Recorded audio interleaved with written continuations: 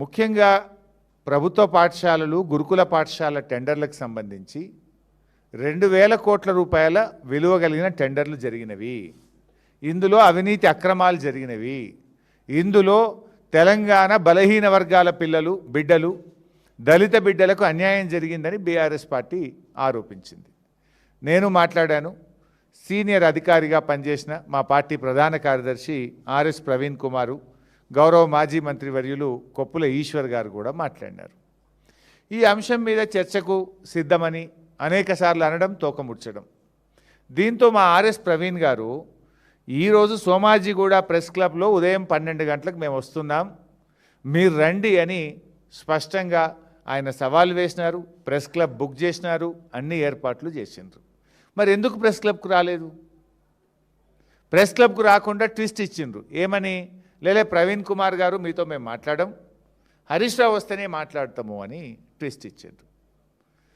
యాక్చువల్గా నాకు ఇవాళ షెడ్యూల్డ్ ప్రోగ్రామ్ నా కాన్స్టిట్యున్సీలో 4-5 ఇంపార్టెంట్ ప్రోగ్రామ్స్ ఉండే.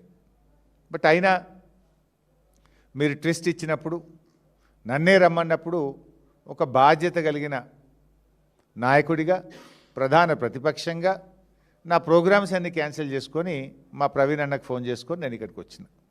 సో కొప్పుల ఈశ్వర్ గారు, నేను, ఆర్ఎస్ ప్రవీణ్ గారు మేము సోమాజిగూడ ప్రెస్ క్లబ్ పోవాలి. కానీ గౌరవ మంత్రులు కదా, వాళ్ళ మీద ఉండేటువంటి గౌరవంతో 3 మంత్రులు, సరేలే మనకు బేసిజాలు అవసరం లేదు, వాళ్ళు పిలిచిన దగ్గరికే పోదాం, ఏదో మేము పిలిచినాం సోమాజిగూడ, మేము ముందు సవాల్ వేసినాం, ఈడికే రా అని మేము జిద్దుకు పోలే. వాళ్ళు మంత్రులు, చలో గౌరవం ఇద్దాం, వాళ్ళు బిజీ ఉంటారు ప్రభుత్వంలో, వాళ్ళు పిలిచిన కాడికే వెళ్దామని మేము బయలుదేరినాం.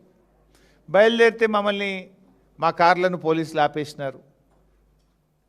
అఫ్కోర్స్ ఇలా నాకు హిట్లరే మార్గదర్శకం అన్న ముఖ్యమంత్రి, ఆయనే హోంమంత్రి, ఇంతకుమించి ఆయన ఇంకేదో చేస్తాడని మేము కూడా ఏం ఆశించట్లేదు. నిజంగా మంత్రుల సవాల్ నిజమే అయితే, ఆ మంత్రులు చర్చకు సిద్ధం ఉంటుంటే మమ్మల్ని పోలీసుల చేత ఎందుకు అరెస్ట్ చేశారు? నిజంగా మీరు చర్చకు సిద్ధం ఉంటే మమ్మల్ని గన్ పార్క్ రానియాలి కదా. మేము మీడియాకు ముందే చెప్పినాం, మంత్రులు మమ్మల్ని గన్ పార్క్ ఆహ్వానించారు. సరే, మేము అన్నకాడికి వాళ్ళు రావట్లేదు కదా, వాళ్ళకి ఈగో ఉండొచ్చు, వాళ్ళు పెద్దలు కావచ్చు, మాకేం అట్లాంటివి లేవు, ప్రజల కోసం, రాష్ట్రం కోసం 2 అడుగులు తగ్గడానికి కూడా మేము సిద్ధమని మేము అడిగి బయలుదేరినాం. సరే, బయట పోలీసులు అడ్డుకున్నారు. నేను 3 మంత్రులకు నా మొబైల్ నుంచి ఫోన్ చేశాను. పొన్నం ప్రభాకర్ గారికి ఫోన్ చేశాను, అడ్లూరు లక్ష్మణ్ గారికి ఫోన్ చేశాను, హజారుద్దీన్ గారికి ఫోన్ చేశాను. 3 ఫోన్లు రింగ్ అయినాయి, కానీ 3 ఫోన్లు ఎత్తలేదు. మరి మీరు రమ్మన్నారు, మమ్మల్ని ఏమో ఇక్కడ పోలీసులు ఆపుతున్నారు, మీరు కదా ప్రభుత్వం, పోలీసులకు చెప్పండి, మమ్మల్ని అలో చేయండి అని చెప్పడానికి 3 మంత్రులకు ఫోన్ చేస్తే మంత్రులు ఫోన్లు ఎత్తారు.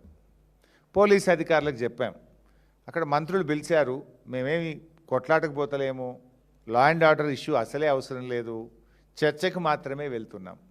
మంత్రులే మమ్మల్ని పిలిచారు, మంత్రులు మాకు సవాల్ వేసినారు కనుక దాన్ని స్వీకరించి మేము వెళ్తున్నాం అన్నప్పుడు మరి మమ్మల్ని పంపించాలి కదా. మమ్మల్ని పంపకుండా ఇవాళ మమ్మల్ని అరెస్ట్ చేసి తీసుకుపోయి పోలీస్ స్టేషన్లో పెట్టారు. అంటే దీన్ని బట్టి ఏమర్థమవుతుంది? చర్చకు మీరు సిద్ధంగా లేరు.